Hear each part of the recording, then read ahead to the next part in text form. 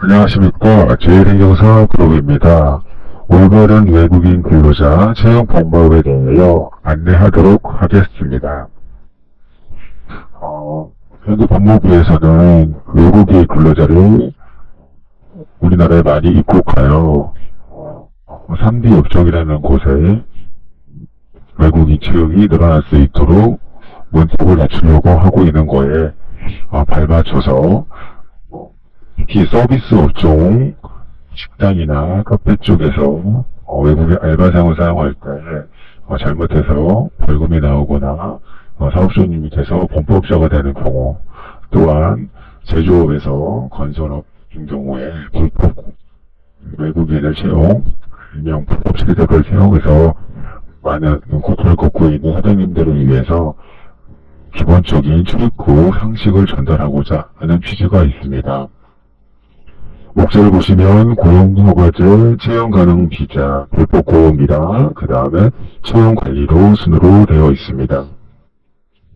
고용허가제란 내국인을 구하지 못한 중소기업이 정부로부터 고용허가제를 받아 합법적으로 비전문 외국 인력을 고용할 수 있도록 하는 제도입니다. 많은 분들이 성립 업체를 하시거나 직업 속에서 하시는 사장님들이 해외에서 외국 인력을 쉽게 들어올 수 있을 거라 생각하시는데 그 고용 허가제로 인해서 상당히 어렵고요. 그 다음에 특정 전문 분야라고 해서 E7이라고 했는데 이 부분도 이따 뒤에 가서 말씀드리겠지만 그거는 전문 분야입니다. 그래서 전문이라는 것을 내가 소명을 해야만 우리나라에 입국할 수 있다는 거죠. 자, 고용허가제는 더럽고 어렵고 위험한 업무를 주로 하기 위한 인력을 모집하는 거고요. 2003년 3월 외국인 근로자 고용비에 관한 법률이 다 제정되어 있습니다. 자, 외국인 인력 전출위원회 정부 국가로 해서 우리나라에는 지금 태국, 필리핀, 스리랑카, 베트남, 인도네시아, 몽골, 파키스탄, 우즈베키스탄, 캄보디아, 중국, 방글라데시, 네팔, 미얀마, 키르기스탄, 몽티모르, 라오스로 되어 있습니다. 분야는 광업, 제조업, 서비스, 건설업, 농업, 농축업 산업에 있습니다. 채용 가능한 비단은 H2라고 해서 특례 고용이라고 해서요. 이거는 이제 쉽게 한국 피가 흐르는 사람들 동포라고 보통 얘기합니다. 그래서 중국 동포니 사할린 쪽에 있는 고려인 동포들을 말할 때 쓰는 거고요. 그 다음에 E9이라고 해서 아까 방금 위에 말씀드렸던 그 국가들하고의 그 나라에도 고용노동부 같은 공개가 있으니까 거기랑 조인을 해서 신분이 확실한 친구들만 올 수 있도록, 그래서 보통 여기에 있는 다른 산업적인 키울 수가 없고요. 나라대 나라도 오는 거라고 생각하시면 됩니다. 그 다음에 세부 장교의 활동 허가는 디프, 디프, 디타일이라고 하는데, 디프는 우리나라의 유학생, 학사 이상으로 유학하고 오는 친구들, 디프는 나이에 제한은 없지만 대부분 우리나라 한국어를 배우기 위해서 오는 친구들, 그리고 유학생을 가기 전에 보통 D4로 해서 한국어로 어느 정도 마스터하면 D2로 전향하는 경우도 있고요. 아니면 어느 정도 주로 좋은 경우도 있는데 그거는 본국에서 한국어로 어느 정도 배운 친구여야 됩니다. 그 다음에 D8은 D2는 있던 친구들이 졸업을 하고 나서 우리나라에서 구직 활동을 하기 있을 때 하는 거고, 아니면 E7이라는 아까 말씀드렸지만 특정 전문 분야에서 근무하다가 다시 이제 고용이 해결됐거나 회사가 됐거나 했을 때 자기가 여기서 우리나라에서 구직 활동할 수 있는 비자라고 보시면 됩니다. 아까 말씀드린 특정 활동 전문 비자라는 게 E7이라는 비자고요. 여기는 E7은 1, 2, 3, 4라는 그 분야가 있긴 한데 이것도 전문적인 분야이고, 자기 그 전문 분야에 대한 걸 입증할 수 있는 자료가 있는 친구들만 이 비자를 줄 수 있습니다. 오늘 수입에 제한이 없는 비자는 F2, 거주 비자라는 게 있고요. F9, 제외동포, 그 다음에 YP 영주권, 취입국에서 그 다음에 외국인에서 가장 비자 중에 마지막 단계 곳은 F5이고요. F5에서 그 다음은 국적 취득이라고 해서 우리나라 대한민국 국적으로 목적 수채를 바꾸는 거를 말합니다. 그렇지 않고 국도 가지국에서 다른 나라에서 자기가 거주하고 있는 거주국에서 철국으로 칠 수 있는 비자는 영주권이 되겠습니다. F6은 이제 결혼 이민자라고 해서 배우자가 외국인들이 되는 겁니다. 이제 확인이 필요한 비자는 G1이라 해서 난민 비자라고 하고 비자인데요. 이거는 여러 가지가 있을 수 있습니다. 뭐 내가 다쳤거나 산업재해를 받았거나 기타 여러 가지 뭐 소송이 걸려 있거나 이런 경우에 G1 비자를 줄 수도 있고요. 특히 이제 난민 비자라고 해서 뭐 지금 뭐 미얀마 사태라든가 아니면 우크라이나 군대 이런 데서 들어갈 수 없고 전쟁이나 내전이 일어나서 할 수 없는데 뭐 여러 사유가 있어 특별한 사유가 있어서 그러나 정부적으로 탄압을 받고 있다거나 예를 들어 내가 이슬람 관련 큰 나라인데 그것도 내가 기독교 활동을 하다 보니까 비판을 받는다거나 뭐 이런 목숨이 부당하다 할 정도로 큰 위협을 받고 있다고 했을 때 주는 비자라고 하고요. 보통 이게 좀 악용이 많이 되고 있는 비자라서 이것도 무조건 있다고 취업할 수 있는 비자는 아니다는 거.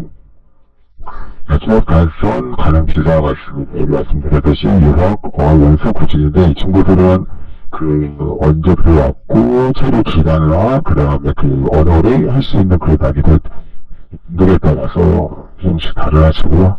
대신 중요한 게 언제나 제조는 취직을 할 수 없다는 거 중요하고요. 거주는 대한민국 호인과 관계 불쌍한자 대한민국 미상년자 자료고 국주 영주자도 소득자 비율의 상대자들이 대부분인데 뭐 제한이 없습니다. 채용에 그 다음에 F4 제 동포는 만약에 동포기 때문에 흥미피로 흘린다는 때문에 여기서 중요한 게 단순노무만 하지 않으면 됩니다. 고유법에 정해져 있는 단순노무라는 게 있는데 거기에만 닿지 않는다면 될 수 있습니다. 어떤 거를 가르침이 없고요. 여기 할부는 어떤 거랑 관계없습니다. 가정이민자도 어떤 관계도 없습니다. 근데 이제 중요한 건 결혼이민자는 혼인이 계속 유지되고 있어야 된다는 거였고요. 그 다음에 이제 혼인 유지되지 않더라도 계속 추명을 하는 거, 나의 스토크라이 없이 혼인이 단절되어진 경우도 발생할 수 있겠죠. 가장 흔한 죄가 가정폭력이라든가 이런 걸 당해서 내가 이혼을 했다.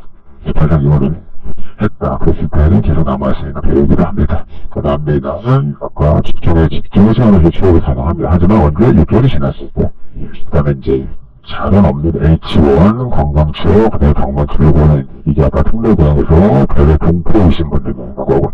요즘에 이거는 우리나라하고 연결되어 있는 즉 협약이 되어 있는 나라에서만 가능하고 무조건 받아주는 건 아닙니다. 저도 중요한 거는 교육을 많이들 하셨는데 일단 특히 여성 입장에서는 새로운 구하기 힘드시니까 일단 이거 오늘 해봐. 그리고 2, 3일 있다 그러다가 취업을 하자. 안 되십니다. 왜 특히 제일 많은 친구들이 이걸 많이 가지고 와서 할 건데 이 친구들은 일단 가서 공원대학생 신뢰를 하고요. 그리고 나서 가서 취업 트리게이스 허가를 꼭 받고 난 다음에 해야 된다는 거 잊지 마십시오.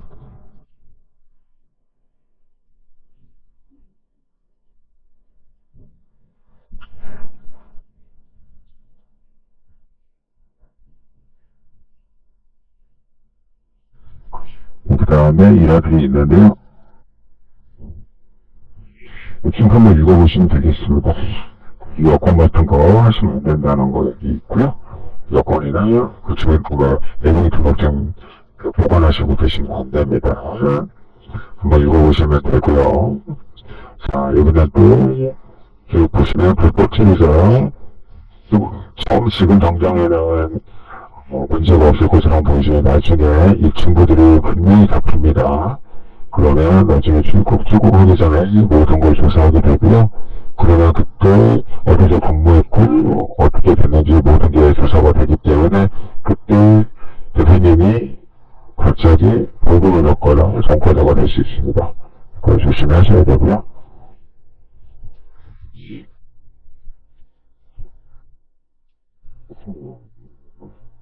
또 한번 읽어보시면 좋겠습니다. 근로와 채용 관련 법령 바로 알기 보시면 외국 근로자에 대한 차이 보십시오. 한국 사람하고 같이 대우를 줘야 된다. 그래서 부당하게 서로 대해서는 안 된다라는 게 있고요. 외국인 시장도 근로자 파견업의 업무라는데 우리나라 일단 기본적으로 그 외국인을 파견할 수는 없습니다. 한국 업체는요. 파견업이라는 게 다르고요. 직업 승인하는 세계라는 게 좀 업이 다릅니다. 그거는 나중에 업에 대한 관련된 다시 성의업체나 아웃소싱을 하거나 그 기업 속에서 하시는 사장님들한테 의해서 따로 얘기하도록 하겠습니다. 여기는 근로자 의무가 있습니다. 자, 삭장은 비자 내셔야 된다는 얘기요. 체류비에 대해서 허가 받으셔야 된다는 얘기입니다. 미국에서 우측이 있는데, 그러니까, 나라의 허락 없이 외국 사람들이 선거를 할 수 없다는 얘기입니다. 직업으로 갈 수 없다는 겁니다. 허가 받은 사람만 직업을 소개할 수 있다는 얘기입니다. 자, 강제근무 필수안. 자, 이번 그런 필수 월급에 강제근무 근로자 공동을 모두 준수해야 된다고 되어 있습니다. 여러분 차례 저작과 그 차례 기간 꼭 확인을 필요합니다. 그 다음에 외국으로 비자를 수 있는 직권 근로자 연봉 수준을 꼭 확인해야 됩니다. 여기 그렇습니다. 자, 신고 관련이 있는데, 다시 파견업체에 의해서 보고가 없게 신고를 해야 되고요. 그리고 최고 최신고 의무 등이 있습니다. 외국인 근로자 관리시 주의사항이 있으니까, 고용변동, 신고 의무, 여권 만료 소기한 연장, 자차로 가로수 같은 것도 할 수도 있고요. 자격 변경, E7이라고 해서 요새 많이들 하고 있어서 지금 법무부에서 3만 명까지 수를 이루겠다고 했던 게 있는데요. 그 다음에 노무관리, 계약서, 유직동에서 보험모모 있다는 거, 그 다음에 사람이 살다 보니까 여기 와서도 술 한잔 먹고 사고 칠 수도 있고, 운전하다가 사고 칠 수도 있고, 문제도 있고, 많습니다. 그러니까 다 외국인과 똑같은 게 있는데, 외국인은 수당이라는 게 없죠. 한국 사람들은 사고를 아무리 쳐도, 교도소는 가도 교도소 나와서는 한국에 있을 수밖에 없죠. 하지만 외국인은, 형벌에 의해서 징역을 살든 벌금을 내든 그거는 별도고요. 이분이 왜 한국에 남아 있어야 되는지 모르겠다. 이렇게 사고 칠 거면 너희네는 가라. 지금 공국으로 보낼 수밖에 없는 강제 철구, 그리고 공고, 이런 게 있을 수 있습니다. 사법 해결이라는 걸 받아야 된다는 거. 외국분들은 이성의식을 안 받고 나가본다거나, 특히 벌금을 안 내고 나간다거나 이러면 영원히 우리나라에 들어올 수 없다는 거. 이런 거, 서비스업이나 대기업 사장님들이 이런 거 같은 거를 좀 누군가가 제때 기한에 맞춰서 좀 관리해 줬으면 좋겠다라고 할 때 저희가 대신으로 해드리고 있다는 거, 잠만도 해드리고 있다는 거, 궁금한 거 있으시면 요 밑에 이메일을 해주시면 됩니다. 이 모든 내용에 대해서는 편집하거나 제 멘토를 금지하고 있고, 여기 아래에 행정사님들한테 전화하시면 친절하게 안내해드리겠습니다. 지금까지 외국인 친행대 관리에 대한 안내를 해드렸습니다. 궁금한 사항은 전화번호나 이메일을 이용하여 문의하여 주시면 감사합니다. 그리고 급하신 경우에는 지금 오픈 채팅방에다가 올려주시면 여기 있는 행정사님들이 보시고 바로 응대하실 수 있는 건 응대해드리도록 하겠습니다. 지금까지 너무 슬프고 바꾸시고 했지만 잘 들어주고 감사하고요. 다음 판에는 좀 더 세련되고 깔끔하게 할 수 있도록 노력하겠습니다. 감사합니다.